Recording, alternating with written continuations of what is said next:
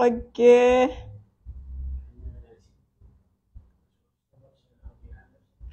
Ya, benar. Ini saran yang paling tepat ya. Tapi nggak lagi curhat. Oke, selamat malam. Kembali lagi dalam Bincang Kalesang. Agak sorry banget nih, sorry. Itu sorry karena ternyata kita kendala lampu, selain lampu ada jaringan juga ternyata. Sambil menunggu para narasumber kita kembali bergabung, apakah masih mau bergabung nggak ya? Pokoknya gitu. Oke, sorry banget nih. Kita sambil menunggu lagi ya.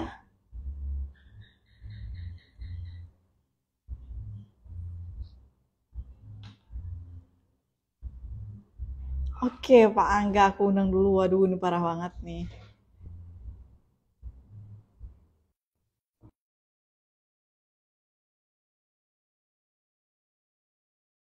Oke, Sobat Kalesang, ada Tia Amiruddin, selamat bergabung, Tia. Ada Rian, oke, selamat bergabung. Ada Pak Angga. Aduh, Pak Angga, sorry banget nih. Ada ternyata kita selain mati lampu, ternyata setelah lampunya nyala masih gangguan jaringan ternyata. Oke, sorry ya.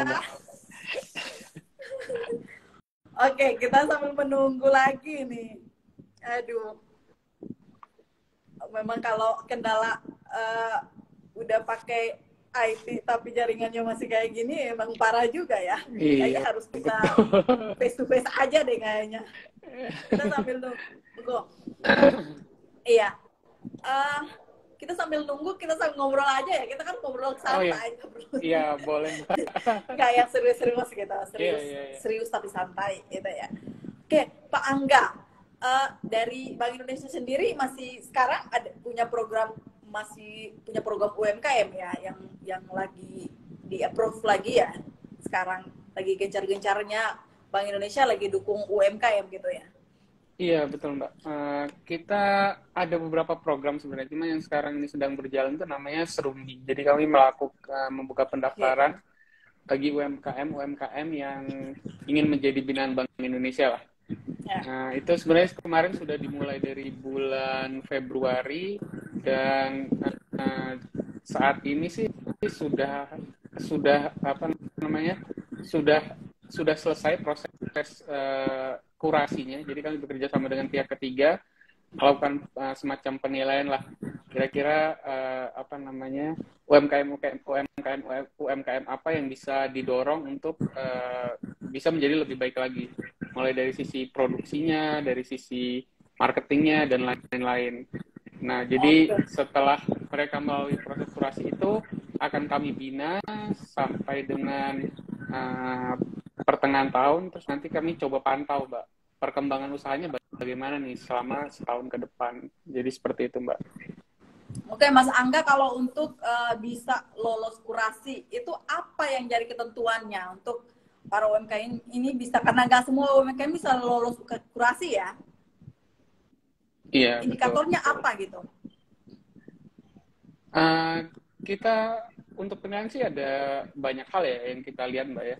Mulai dari produknya apa, terus kemasannya itu seperti apa, terus apakah produk itu unik atau tidak. Karena ini pengalaman saya sih, saya kebetulan di sini kan baru sekitar sebulan, Mbak ya. Saya melihat kan sebenarnya produk-produk di sini nih hampir seragam lah, sambel atau keripik gitu. Kami coba mencari produk-produk yang lain lah, yang unik, yang dari khas Maluku Utara yang bisa dijual. Jadi setelah itu baru kita bina nih UMKM-nya untuk bagaimana bisa mengembangkan usahanya.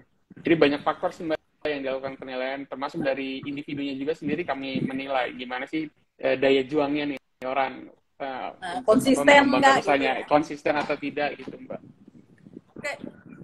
Oke. Pak Angga, kalau kendala dari para UMKM di Kota Ternate dan Maluku Utara ini apa saja nih yang masih kayaknya masih perlu untuk dibenahi gitu? Kalau saya melihat sih memang mungkin dari sisi marketing ya mungkin yang perlu didorong lagi ya, karena selain itu produknya mungkin yang perlu ditingkatkan lagi kualitasnya, dan Sebenarnya sih kendala UMKM itu kebanyakan itu kapasitas produksi ya Mbak. Misalnya dia sudah bisa membuat produk yang baik, bagaimana nih kapasitas produksinya? Ketika dia menerima pesanan dalam jumlah banyak. Nah, kalau kami melihat sih itu. Kemudian kendala yang kedua menurut saya itu dari ongkos kirim nih kalau misalnya kita menjual ke luar Maluku Utara. Karena kalau saya lihat di sini kan biaya ongkirnya cukup tinggi ya dari Maluku Utara ke daerah lain gitu.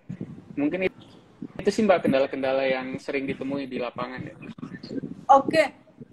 Mas Angga, mungkin bisa sedikit berbagi nih dengan adanya UMKM Festival di 2023 ini yang kalau mau dilihat dari Bank Indonesia melihat hal ini seperti apa, atau kira-kira ada dukungan atau motivasi apa yang perlu harus dilihat atau dilirik oleh di UMKM Festival ini sendiri seperti apa gitu? Sponsor, Biar Pak. jadi tips juga nih buat Kak Ai, oh ternyata festival kita yang kita perlukan ini gitu. Mungkin saling berbagi gitu pengalamannya gitu. Ya, kalau ini sponsor lagi berarti udah ketiga kali ya saya disponsori Bank Indonesia. Iya. Sebenarnya sih Iya. Kalau dari kami sangat mendukung ya Mbak program-program seperti ini. Mungkin kedepannya kita bisa kerjasama dan memang kalau masuk ke dunia usaha itu yang perlu ditingkatkan itu memang sepertinya sih daya tahan dari pengusahanya itu sendiri ya, tahan banting atau enggak dia dari itu. Jadi itu memang yang perlu, menurut saya sih perlu ditingkatkan lah. Jadi kalau orang udah terjun ke dunia usaha itu dia harusnya punya daya tahan yang cukup kuat ya, karena dia tidak hanya memikirkan usahanya sendiri tapi dia juga punya pegawai yang harus dihidupi kan. Jadi kalau memang sudah niatnya untuk terjun ke dunia usaha ya harus serius lah gitu Pak. Oke, makasih Pak Angga. Kita lanjut ke Kak Ai nih. Kak Ai, apa yang jadi trigger untuk membuat UMKM Festival nih? Mungkin bisa kayaknya triggernya apa gitu? Yeah. Apakah untuk mengembangkan UMKM yang lain atau dengan festival ini kita tetap bisa menjaga sesama UMKM agar mereka tidak harus kolaps atau hanya sekedar buat produk saja terus dibiarkan hilang gitu, atau seperti apa nih Kai? Ya, jadi awal itu kan saya tuh suka sekali dengan dunia event. Jadi dari 2013 tuh saya sudah membuat event. Nah, sebagai anak daerah, sebagai putra daerah, saya ingin berkontribusi kepada daerah saya karena saya cinta dunia event. Makanya program-program yang saya lahirkan dari event sendiri itu program-program yang bisa memberikan kontribusi terhadap daerah. Makanya saya memilih fokus untuk pengembangan UMKM. Lebih seperti itu.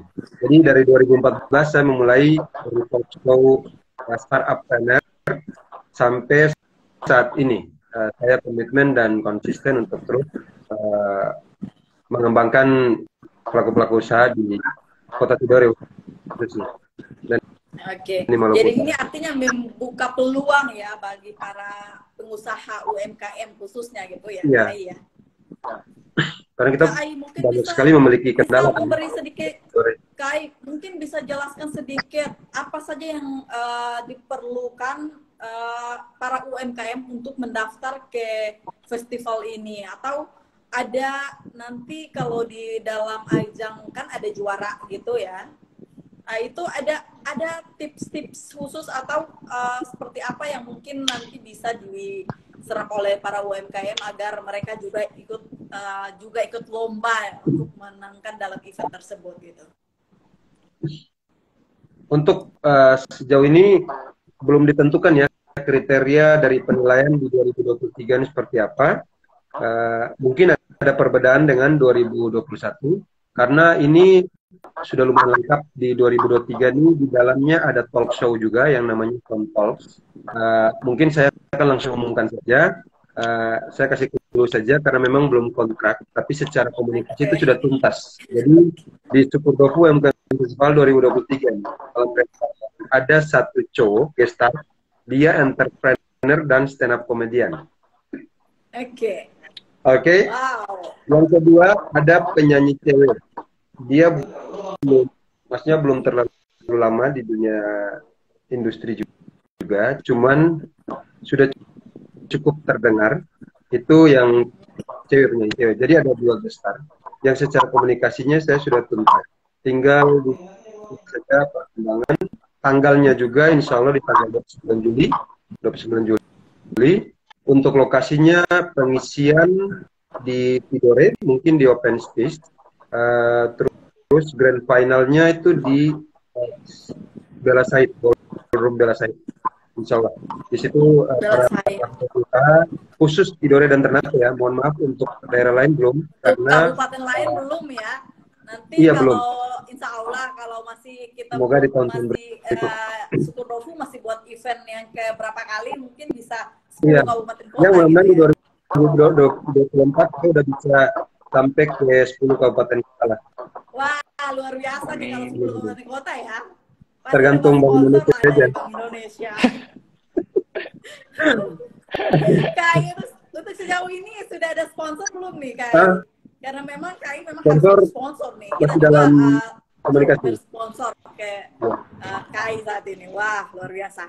Jadi untungnya di dua lokasi itu sponsor kita bisa ada di sponsor dari Tidore, sponsor Ternate juga ada. Kadang-kadang kalau event di Tidore itu dari Ternate itu agak keberatan untuk memberikan sponsor kan. Jadi kita ada di dua lokasi, jadi harusnya sponsornya banyak nih. Bank Indonesia biasa kalau event saya itu selalu sponsor utama. Waktu itu 2017 waktu datangkan Putri Tanjung itu, 2018. Waktu datangkan Putri Tanjung di Tidore itu di soft launching itu Bank Indonesia sponsor utama juga. Tahun kemarin 2022 sorry, Agustus kemarin sponsor utama juga untuk ekonomi kreatif festival. Itu kerjasama dengan Gekraf Kota Tidore juga. Nah di tahun ini nih ada Pak semoga Angga di sini kita semoga kali ini juga dapat sponsor dari Bank Indonesia ya. Iya, kami tunggu proposalnya kalau gitu Mas. udah ada tuh udah ada bocoran siap. proposal dong. Terus segera KAI udah ada jalannya nih.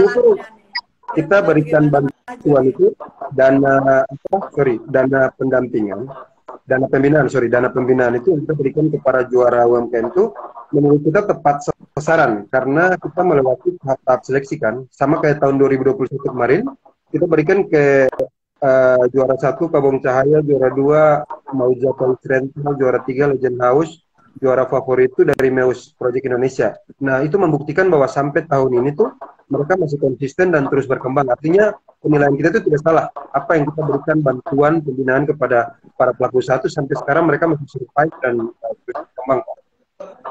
Jadi memang harapannya seperti itu ya, ketika mereka-mereka yang mendapatkan penghargaan tuh mereka tetap bisa bertahan gitu ya. Oke. Untuk Kak Irma.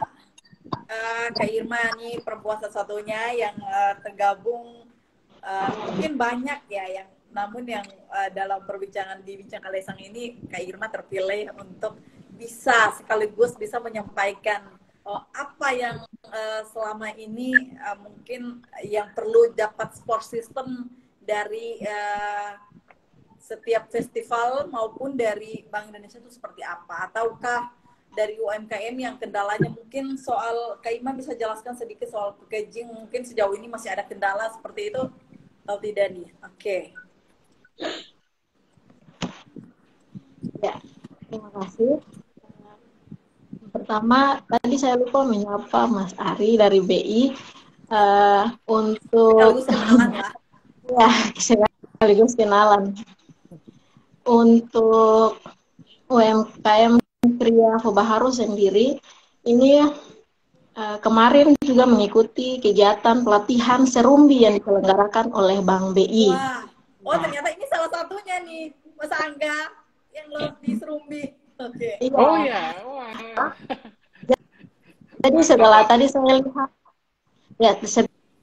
saya lihat yang disampaikan Mas Angga terkait dengan kendala UMKM, memang benar bahwa sejauh ini untuk kami pemuda sebagai pengelola UMKM itu sebelumnya Fobaharu Kria ini sudah dikelola oleh ini ownernya, tetapi karena tadi sisi marketingnya kurang maksimal sehingga kami dari pemuda berinisiatif untuk menjadi penanggung jawab agar kiranya ada event-event besar seperti yang nanti akan diselenggarakan oleh Sukurdofu ini bisa kita partisipasi agar kiranya hasil dari pada produk-produk Fobaharu Kria ini bisa kita pamerkan di festival-festival yang ada.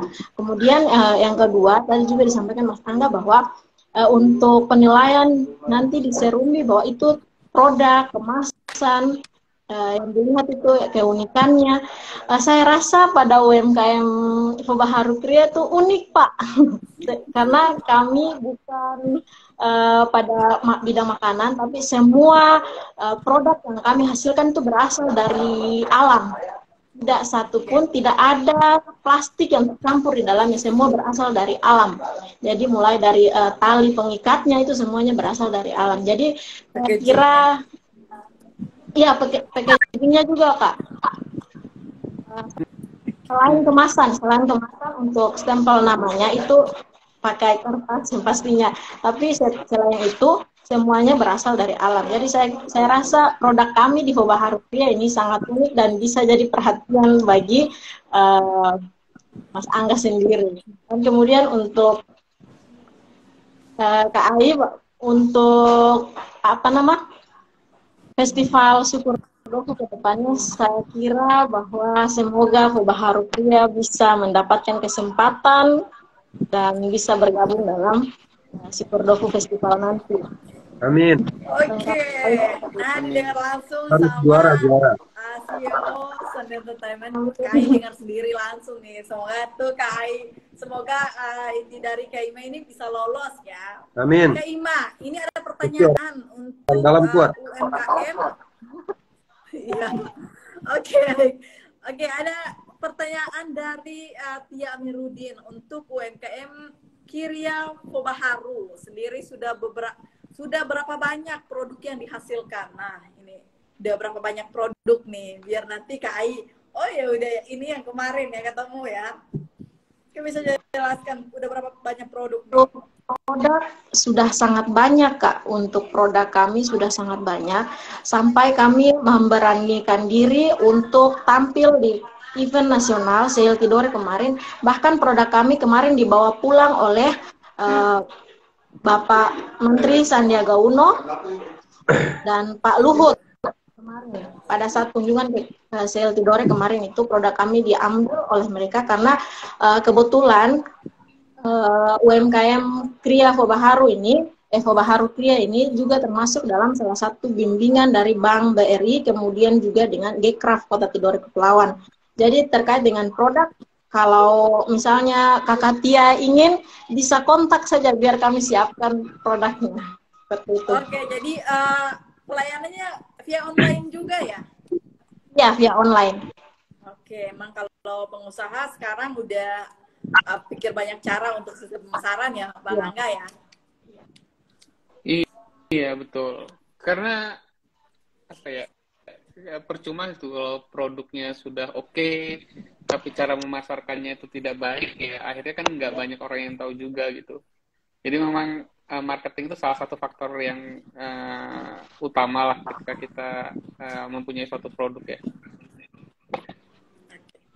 Jadi Kak Ai, apakah di Sukurdofu UMKM Festival ini nanti dari segi kemasan itu juga jadi tolak ukur untuk mendapatkan masuk atau lolos sebagai juara di festival 2023? Apakah itu nanti jadi pertimbangan soal mulai dari produknya, mulai dari kemasan packagingnya? Apakah ini nanti jadi satu ukuran juga, Kak Ai?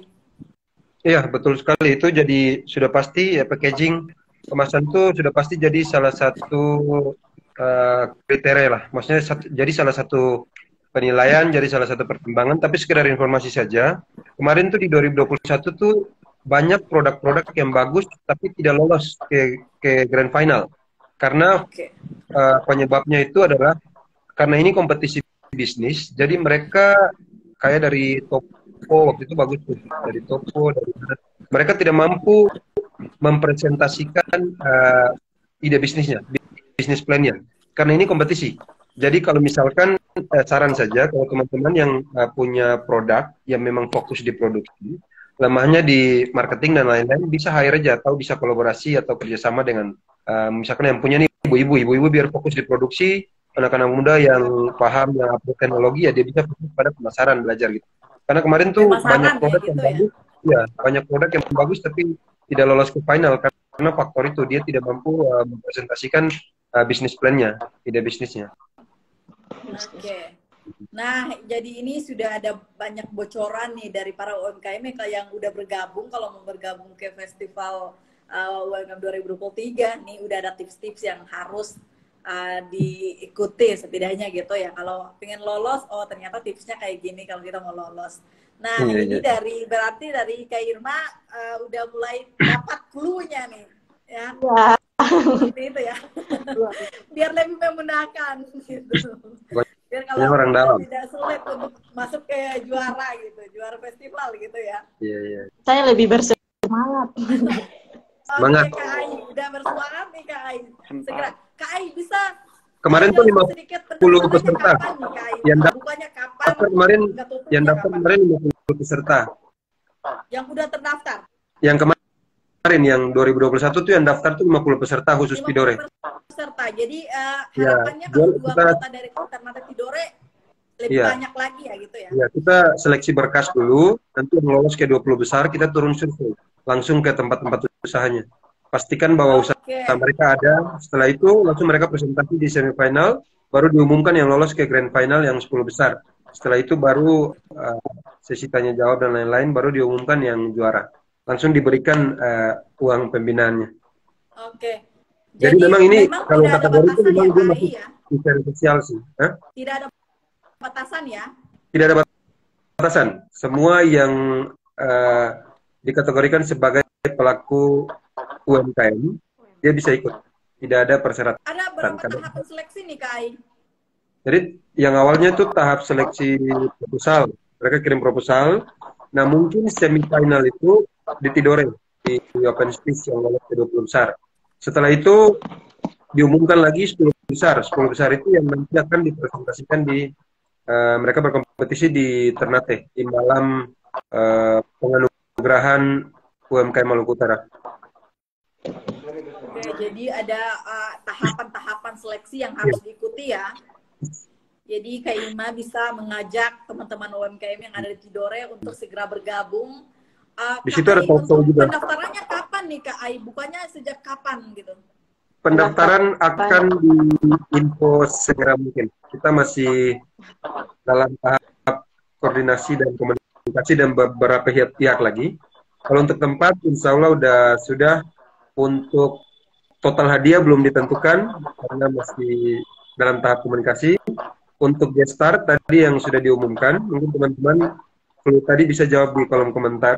Yang cowoknya entrepreneur dan stand up comedian senior. Yang satunya lagi penyanyi cewek. Jadi segera untuk mendaftarkan diri jadi gitu ya. Ada foto juga di dalam di malam grand final itu ada foto juga. Kesempatan ya gitu ya para UMKM ya. Kalau ada event kan biasa lebih banyak nih yang berkunjung. Dan produknya sekaligus ajang promosi produk lah gitu ya. Iya, siap. Sama saran lagi pelaku usaha tuh harus belajar ilmu branding itu penting. Karena masalah kita tuh ada kita tuh jauh di Tidore. Kalau branding itu dia bisa membuat orang-orang tuh mau membeli dengan harga lebih mahal lah. Karena kita kendala tuh di ongkir. Tapi produk kita tuh kalau brandnya sudah kuat, beberapa pun harganya orang akan beli. Oke, itu ya. Halo, Mas Angga, kalau mungkin tadi dijelaskan bahwa kendala kita di Maluku Utara ini salah satunya soal pengiriman ya. Pengiriman. Ya, namun kalau dilihat kalau meskipun kebanyakan orang Ternate tuh belanja di luar nggak mikir ongkir gitu. Yeah. Itu gimana nih tipsnya? Atau ada yang bisa di-share nggak nih, Mas Angga? Iya. kalau terkait ongkir memang agak sulit ya. Tapi ya memang tadi benar sih Mas yang Mas Ai bilang. Kalau memang produknya sudah oke, terus sudah dikenal masyarakat, terus dia memang punya keunikan tersendiri, berapapun harganya, berapapun biaya ongkirnya sih orang-orang nggak akan peduli ya. Kalau memang produk Ya. itu kualitasnya bagus ya. Jadi ya tergantung gimana sih pengusahanya sendiri bisa membuat sebuah produk yang bagus, unik, dan eh, banyak orang ingin membelinya gitu. Ya itu sulit tapi sangat mungkin untuk dilakukan sebenarnya. Jadi ya kalau sudah seperti itu sih ongkir nggak akan masalah harusnya ya. Iya ya, ya benar-benar tergantung ya. Kalau kita Iya. kalau belanja kan lihat berapa sering mereka promosi. Kalau sering iklan kan mau nggak mau beli juga tuh tertarik. Gitu. Jadi banyak-banyaklah untuk beriklan gitu. Oke. Kak Ai, kalau untuk teman-teman nih, selain kalau mau mendaftar, selain bisa langsung ke Sukurdofu ya, mungkin ada website yang teman-teman UMKM kalau mau mendaftar bisa ke website apa gitu, ada nggak ya? Atau ada akun yang bisa teman-teman nanti bisa ini daftar? Oke, sebelum jawab saya izin sapa dulu ya. Ya. Ada Mas Agung, Sekretaris Gustra Jawa Barat. Halo Mas Agung. Terus ada Mas Ferry Ardiansyah, Ketua DPP Gekraf. Dia Ada Ketua Riri, Komite gitu ya. Oh, ada Luar biasa nih Riri yang juga bergabung. yang bergabung, Ketua Posi Kota Tidore. Oke, Ya, selamat tadi malam. jawabannya apa tadi ya? Oh, untuk pendaftaran nanti akan diinfo segera. Target kita tuh di setelah Lebaran tuh semua publikasi sudah untuk bagaimana cara pendaftarannya, kriterianya, gestarnya siapa, itu insya Allah bisa Lebaran. Jadi minimal punya produk gitu ya. Kalau UMKM memang Iya. harus punya produk ya. Gitu. Online, offline tidak masalah. Yang penting dia punya Bisa produk. Dia online, adalah bisa offline. Nanti dipromosikan gitu ya. Oke. Nanti Dewan kita Juri juga kita harap dari kalau Dewan juga Pak. sponsor bisa juga lewat Kalesang juga sangat membantu gitu. Ya, Kayaknya Kalesang kita ini juga nanti sangat jadi membantu, sangat mendukung media part. UMKM ya. Oke, terima kasih yang sudah bergabung. Yang mau nanya nanti bisa langsung mention. Oke, ini ada Tia Merudin. Sukses selalu untuk ketiga narasumber kece. Wow, ketiga narasumber kece. Oke, terima kasih Tia yang ada Mas Ferry, ada Kak Riri. Selamat bergabung ya Kak Riri. Oke. Sebelum kita, karena udah nggak ada mention di sini, sebelum kita menutup pembicaraan kita malam ini di Bincang Kalesang, mungkin saya akan meminta, ya Kak Riri, terima kasih Kak Riri. Kak Riri lagi masih mantau gitu. Oke, sebelum kita tutup, saya akan meminta closing statement dari ketiga narasumber kita. Mungkin saya mulai dulu dari Mas Angga. Kalau yang muda-muda dikasih terakhir aja ya. Oke, terima kasih. Masih muda Ya, semua. Ya, mungkin yang pertama sih untuk Mas Ai, semoga sukses nih acaranya Sukurdofu 2023. Semoga pesertanya banyak dan hasilnya bisa bisa menjadi salah satu produk unggulan dari Maluku Utara nantinya. Ya, kami sih dari Bank Indonesia sangat mendukung supaya UMKM di Provinsi Maluku Utara ini bisa berkembang lebih baik lagi lah. Karena ya itu tadi UMKM itu kan salah satu pendorong pertumbuhan ekonomi ya, di samping sektor usaha lainnya. Masuk Maluku Utara hanya bergantung pada sektor pertambangan yang ya kita nggak tahu sih itu bisa bertahan berapa lama gitu. Jadi ya semoga sukses acaranya, semoga UMKM di Maluku Utara ini bisa menjadi lebih baik lagi lah ke depan. Amin. Itu aja dari saya Mbak. Terima kasih. Oke, makasih Mas Angga. Kita lanjut ke Kak Ima. Untuk closing statement-nya Kak Ima. Ya, terima kasih. Dari saya yang pertama spesial terima kasih untuk Kalesang Official karena telah mengundang saya mewakili teman-teman UMKM di Kobaharu Kria ini. Karena ini dari perbincangan kita malam ini saya dapat tips dan saya dapat clue dari pada kegiatan Festival Syukur Dofu nanti. Kemudian ya saya harap ke depannya untuk seluruh pelaku UMKM kiranya kita dapat bersaing dengan sehat agar kiranya bisa mewujudkan ekonomi kreatif di lingkup kabupaten kota masing-masing. Itu saja, Kak. Oke, terima kasih Kak Ira. Kita lanjut ke Kak Ai untuk closing statement dari Kak Ai, CEO Sound Entertainment. Oke, Kak Ai, silakan Kak Ai. Jadi kalau bicara harapan, saya ingin dari event-event seperti ini, salah satunya Syukur Dofu UMKM Festival ini, bisa melahirkan pelaku-pelaku usaha yang kreatif dan inovatif, bisa menjadikan generasi muda ini menjadi bagian dari generasi-generasi yang berpikir beda. Jadi, agar mereka mampu melahirkan ide dan gagasan yang berbeda untuk menjadikan daerah ini berbeda. Karena kalau kita untuk bersaing dengan daerah lain itu, kita sebenarnya tidak perlu terus-terus menjadi yang terbaik. Kita cukup menjadi yang berbeda. Karena perbedaan itu menjadi alasan, menjadi value, menjadi alasan untuk para wisatawan itu bisa datang ke Tidore. Karena perbedaan, bukan karena siapa yang bagus. Jadi karena perbedaan itu menjadi alasan untuk para wisatawan bisa datang ke Tidore, ke Utara, untuk perputaran ekonomi kita, membuka lapangan pekerjaan, dan lain sebagainya. Itu yang saya harapkan sih. Karena sejauh ini tuh, kayak saya melihat, kita berpikir masih itu saja. Kita selalu berlomba menjadi yang terbaik, lagi-lagi menjadi yang terbaik, tidak akan habisnya. Jadi cukup menjadi yang berbeda, karena perbedaan itulah sebuah nilai, sebuah value yang menjadi alasan orang untuk harus ke Tidore, harus ke Maluku Utara, karena perbedaan itu. Itu yang saya harapkan sih. Syukur Dofu. Oke, makasih nih Kak Ai, Syukur Dofu itu ya. Oke, terima kasih untuk ketiga narasumber kita malam ini. Terima kasih sudah bergabung dalam Bincang Kalesang.